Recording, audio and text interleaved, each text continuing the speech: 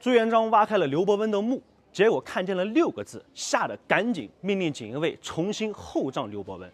朱元璋为什么要挖开明朝功臣刘伯温的墓呢？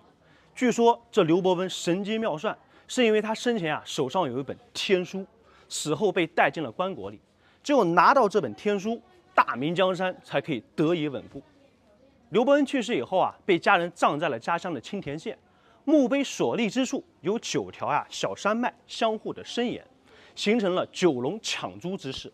是一块非常好的风水宝地。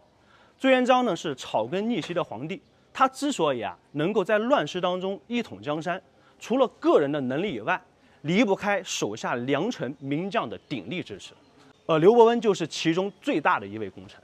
一路帮扶朱元璋，这才能够让他登上了皇帝的宝座。那为什么在刘伯温死后，朱元璋要挖了他的墓呢？虽然刘伯温一生忠于大明，但结局却令人惋惜，就连死后也不得安宁。朱元璋坐稳皇位之后开始忌惮陪着自己打江山的开国功臣，尤其是儿子朱标去世以后，朱元璋担心孙子朱允炆驾驭不了这些手握实权的功臣，于是就想尽了各种办法将这些功臣一一铲除。就连能掐会算的刘伯温也没有逃过。但是刘伯温这么聪明的一个人，他怎么会不知道朱元璋对自己的猜忌呢？于是他便辞官回家养老去了。可是即便这样，朱元璋依然没有放过他。明洪武8年正月下旬，刘伯温就感染了风寒，身体抱恙。朱元璋得知以后，立马派胡惟庸带御医前去探望，并且给他开了几副汤药，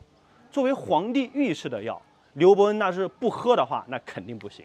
然而这碗药喝下去之后，刘伯温的病情不但没好，反而是越来越严重了。于是刘伯温抱恙前去觐见了朱元璋，禀告自己身体不适的情况。可朱元璋一副事不关己的样子，态度冷漠地提醒他多加休养，这令刘伯温十分的心寒，于是只好辞官返乡就回家了。之后这刘伯温的身体越来越差，连正常的进食都没有办法保证。就像儿子交代完后事之后，他就去世了。在刘伯温去世之后，被埋在一个山水比较好的地方，而家人也按照他的遗嘱，把尽可能的遗物全部简化，然后下葬。这墓中没有任何值钱的陪葬品，仅仅只有一本书籍。这反常的举动一下子就引起了不少的猜测，尤其是当初和刘伯温有过节的官员，就在这件事上开始大做文章。果然没过多久，胡惟庸就向朱元璋开始告密，说刘伯温对皇帝不忠，他的墓也是在一块风水宝地，而且还有帝王之气。他刘伯温葬在哪不好，他非要葬在这9龙戏珠的宝地之上，这不明摆着不把皇帝放在眼里吗？朱元璋虽然说心存疑虑，但他知道刘伯温对自己还算是比较忠诚的，毕竟当初如果不是他的扶持，自己也做不了这个皇帝，所以并没有将这件事放在心上。但记恨刘伯温的人却总是说，刘伯温占据龙兴之地，肯定是想为自己的后代铺路，威胁皇权。为了日后不会威胁到大明江山的稳固，只有捣毁了刘伯温的坟墓，断了他的风水，才能够免除后顾之忧，以保江山永固。朱元璋知道刘伯温神通广大，所以听大臣这么一说，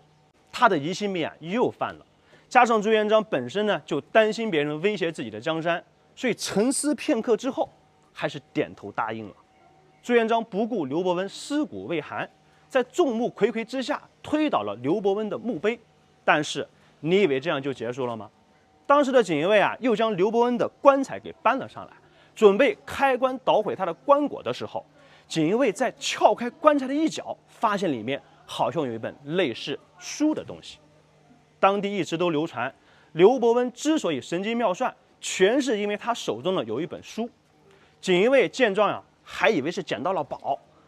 可将棺材全部打开后，却傻了眼，因为这根本就不是什么书，而是一本大明律，并且上面赫然写着6个字：开棺见尸者死。锦衣卫都被吓了一跳，可朱元璋却羞愧的无地自容。刘伯温跟随自己鞠躬尽瘁，开国后更是恪守尽忠，怎么可能有不忠之心呢？如今他已经死了，就更加不可能了。于是立马下令厚葬了刘伯温，并且呢，不准任何人挖掘其的墓地，否则满门抄斩。也许刘伯温早就料到自己活着的时候会有小人算计，就算死了也不能安宁，于是就将这本《大明律》放进了棺材里面。《大明律》呢是当时刘伯温支持修订，并且经过了朱元璋的批准，作为明朝的最高法令，任何人都不能够违背。朱元璋呢作为一国之君，竟然亲自带人挖了刘伯温的墓，这明显是触犯了大明的法律，天子犯法与庶民同罪，若不能以身作则，怎么能够让百姓以及百官臣服呢？刘伯温用朱元璋自己定下来的法律告诫他做一名明君，远比苦口婆心的去劝告他要管用很多。这也许就是刘伯温的高明之处。关注我，我是阿波。